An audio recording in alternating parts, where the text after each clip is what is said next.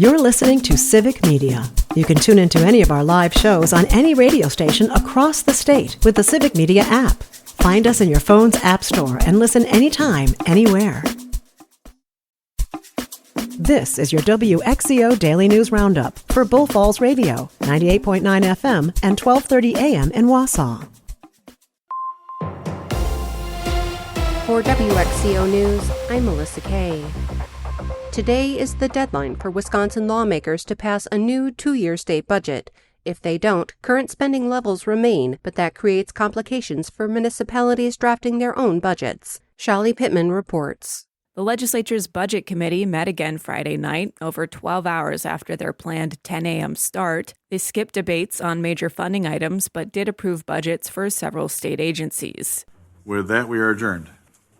The meeting lasted just over an hour and followed a familiar pattern. Democrats proposed motions, Republicans voted them down, and then passed their own plans on party lines. But not without criticism. Here's Democratic Senator LaTanya Johnson of Milwaukee. There is something wrong with the decisions that we are making in this body, and we aren't saving taxpayers' money the way that we like to claim that we are. Governor Evers says he won't sign a budget that doesn't include funding for the state's child care program. Another major item, funding for the universities of Wisconsin, was pulled from the agenda. The committee also resolved a long-standing dispute by releasing $10 million to the Department of Public Instruction for early literacy coaching. We want to help kids read, and we want to give schools the tools to be able to do that. And unfortunately, it's taken this legislature a tremendous amount of time to allocate the funds for that. Democratic Rep. Tip McGuire from Kenosha. The money had been held up by a legal fight over the governor's veto powers.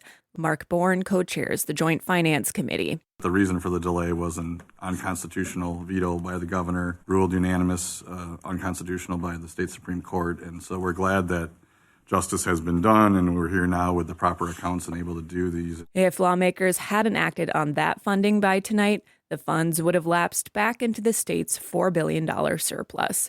For Civic Media News, I'm Shali Pittman. Average gas prices fell 7.3 cents over the last week, landing at $2.96 in the state today.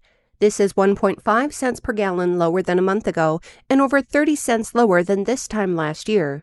Gas Buddy's Independence Day gas price forecast projects the national average price to fall to $3.15 on July 4th. This would be down nearly 35 cents from last year's national average and the lowest Independence Day average since 2021.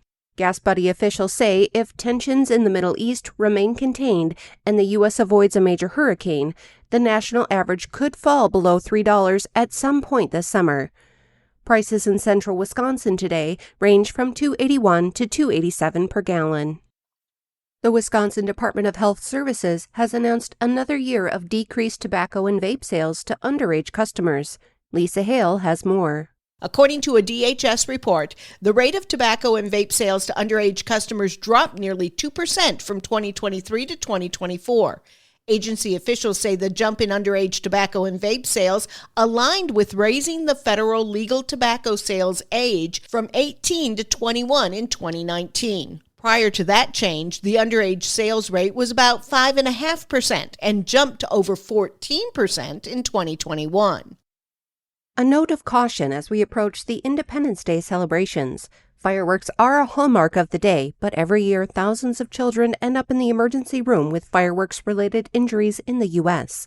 According to Aspirus Hospital doctors, the most important safety strategies include making sure that children are supervised by a designated adult at all times, keep spectators at a safe distance, and never use fireworks while impaired by alcohol or drugs. I'm Melissa Kay for WXCO News.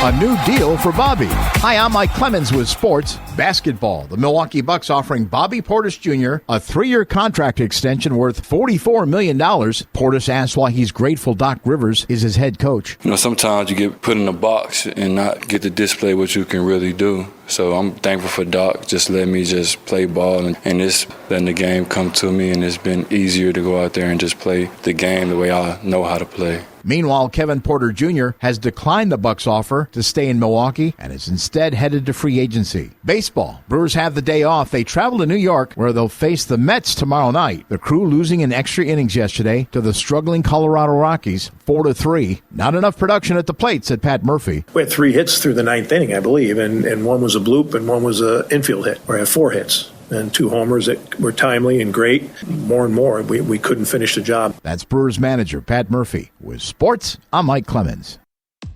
On your entertainment beat, I'm Pete Schwaba. Ben Affleck and Matt Damon have many fans, both individually and as a team. The duo, through their company, Actors Equity, will be making more films as they are partnering with Sony Pictures. Artists Equity has produced such films as Air, The Accountant 2, and Small Things Like These, and will continue to have the option to produce side projects. Artists Equity is also the creative force behind the upcoming Animals, which Affleck will direct and star in opposite Gillian Anderson. The film is currently in post-production with no release date as of yet. Attention rock and rollers, there is a new biopic on the way about the band The Scorpions, according to TheWrap.com. Wind of Change stars The Wire's Dominic West, David Cross, and Luke Brandon Field as a couple members of the band. Wind of Change became an anthem for the end of the Cold War back in the early 90s. How do actors cope with being part of a really dark horror film? Violet McGraw and Allison Williams, stars of Megan 2.0, made themselves happy when the cameras weren't rolling by singing Taylor Swift songs. The 37-year-old Williams and 14-year-old McGraw are both Swifties. McGraw, who plays Williams' niece in the film, says the two bonded due to the dark material, and the way they ended up coping with it was by pretending to be Taylor. Megan 2.0 is rating fresh on Rotten Tomatoes and is currently in theaters. If mystery and horror isn't your thing, how about mystery and comedy? Peacock's remake of the 1989 Tom Hanks film The Burbs is gaining steam. The reboot is not a movie, but rather a series, and the cast is headlined by Keke Palmer, whose credits include Nope and the recent surprise hit One of Them Days. Palmer is also executive producing. If you're feeling nostalgic for the movie, you might dig the show, as it is filmed on the same street on the Universal backlot as the movie. Attention avid readers, if there are still any left. You can never have enough psychological thrillers as far as I'm concerned, and thanks to Amazon, there is a new one on the way based on a best-selling book. The streamer has purchased rights to Frida McFadden's The Tenant, which has been atop the New York Times bestseller chart for 7 weeks. The story follows Blake Porter, a marketing executive who loses his job and takes in a boarder to help make ends meet. You can imagine how that goes. Tough to find a good roommate, much less one who won't try to kill you. If you haven't been to Summerfest yet, but have been meaning to go, you still have time. One more weekend to be specific. The third and final weekend of one of the world's biggest music festivals kicks off again this Thursday, July 3rd. This upcoming weekend's music lineup includes Benson Boone, Fountains of Wayne, Social Distortion, John Oates, Without Hall, that doesn't seem right, Everclear, and the Lumineers. Hot fun in the summertime. For more showbiz fun, tune into Nightlight with me, Pete Schwaba, weeknights from 6 to 8 p.m. on the Civic Media Radio Network.